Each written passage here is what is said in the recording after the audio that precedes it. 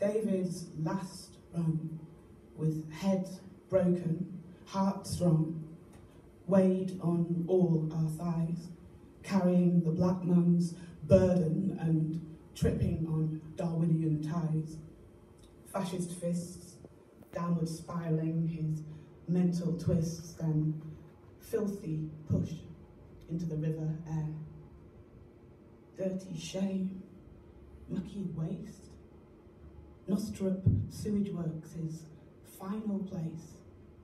No milk and honey there. From the foundry where he worked, right out to Middleton Woods, where like a stray dog they often left him, you'd think someone would have heard his hounded tears. Or in Bridal House doorway, where one of them relieved themselves on the bed he slept in, that the mannequins would stand head bowed for years. But at the Market Tavern they didn't pause, pints down, lips not yet wet. And at Millgarth Police Station, some say to its very last day they'd still not truly heard David yet. But the Golden Owls saw Sergeant Kitchen and Inspector Ellicott and witnessed the city's shame. They'd watched Enoch's rivers of blood slipstreaming, heard the promises drain, and seen that, like trade winds, the mental health policies shift and rough sleeper services drift, but none erodes the stain. Stow away regrets. But neither the river nor ours forget.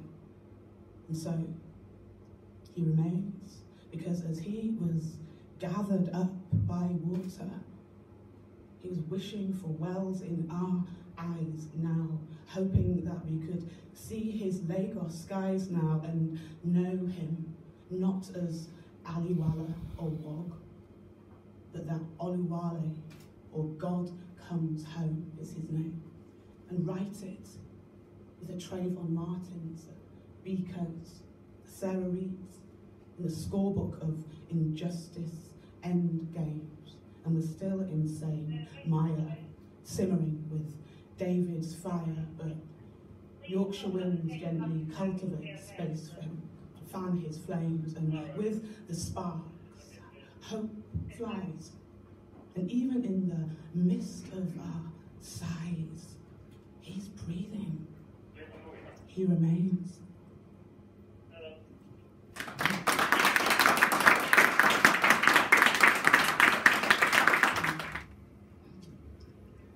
How much would it matter whether or not my daughter wore the colour pink if she feels obliged when her boss gives her a wink? Or if I haven't taught her how to never leave her drink, or how to sever the link between who she really is and what other people think? It's not just about whether I buy her a black Barbie, it's whether I educate her about the Kens whose business, without transparency, can use her gender to glass ceiling ends. Have to talk about Barbie's thigh gap and the truth that society is off track. Have to watch her realise her round thighs and sweet almond eyes come from gene pools rippling with the repercussions of being despised, but that despite this she needs no airbrushing, even if she has a different comb for hairbrushing. This girl can just say no to the street grade self-doubt that they're pushing. Her full lips can speak words that change worlds, and she will know that the beauty of their curl, like a new leaf unfurled, is still dwarfed by the power of the limitlessness they can speak. Her voice can roar and predators retreat, and more, she can be lioness without camouflage. If I show her, she can keep her fieriness without self-sabotage, and to be careful of the shininess, doubtful of the sheen, to pay more than lip service to the idea maybe it's not Maybelline. So there'll only be so much time for me to sit and pick at the barbs with which society nicks with its Barbie tricks, because I'll be teaching her to sit in her truth, to trust her senses.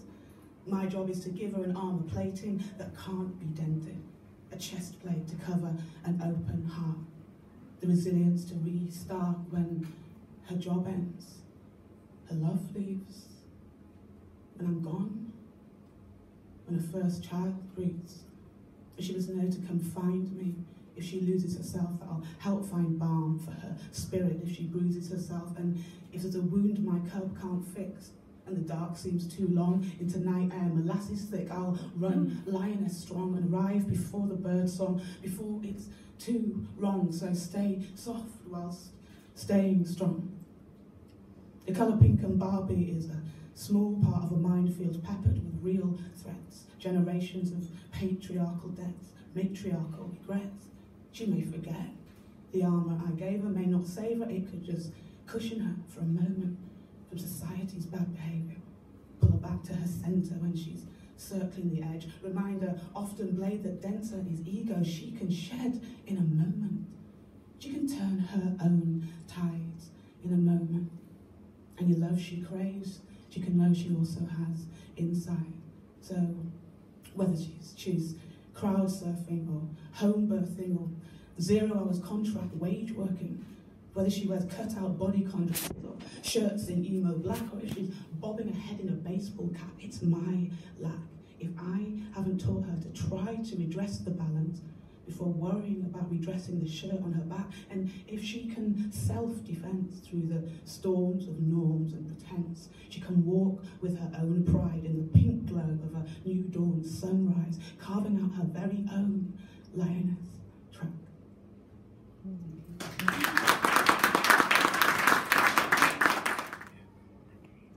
A guest examining a saltfish fritter spies the Scotch bonnet pepper and then the bird's eyes curled tight, asking, "Is this your mum?"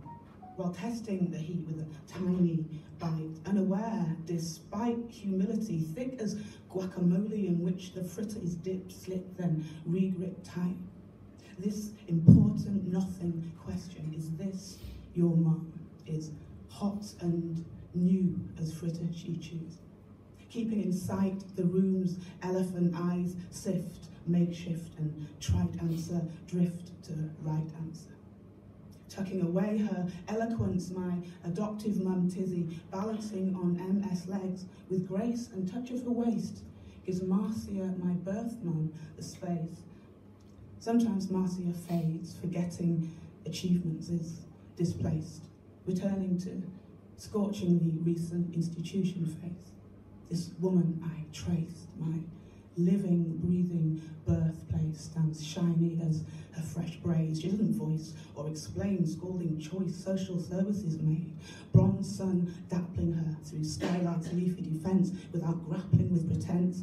She whose mind broke before her waters, singed by the firewalk of me being another mother's daughter, honours the ash of her experience into jewel to adorn her, answering unfazed with important nothing phrase. This is the woman that raised Chérie, and I am the woman that bore her.